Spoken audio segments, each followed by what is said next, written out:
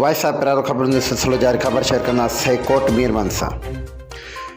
प्यारो भरिसां कोट मीरबंद शहर में कुछ ॾींहं अॻु दुकान ऐं घरनि मां थियल लखनि रुपयनि जी चोरी नई आयल SHO पारां वापसि करण ऐं जवाबदारनि खे मुस्तक़िल अंजाम ताईं पहुचाइण ते अंजुमन ताजिरनि पारां SHO शुक्रिया अदा कंदे खेसि सिंधी अजरक ओडाया ऐं शहर में मिठाइयूं ॾिनियूं वयूं। कोट मीरबंद जे शहर में कुछ ॾींहं अॻु मुजाहिद खंबड़ो जे दुकान में सामान ऐं 80,000 रोक रक़म ऐं कामरान मलक ऐं पंजल खाशकली ऐं सनम खाशकली जे घरनि मां चोरी थियल रोक रक़म ऐं सोना ज़ेवर वापसि कराए मालिकनि हवाले कया।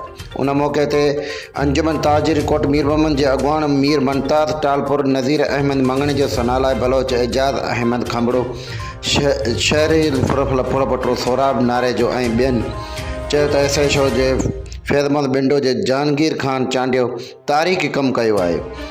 अॻु बि चोरी थियल हुयूं पर हिन SHO चोरियूं वापसि कराए पुलिस जो मयार मथां कयो आहे। बाद में अंजुमन ताजिरनि पारां SHO खे सिंधी अजरक ओडाया ऐं शहर में मिठाइयूं विरहायूं। वॉइस ऑफ प्यारे पेज खे लाइक करणु ऐं शेयर करणु न विसारींदा।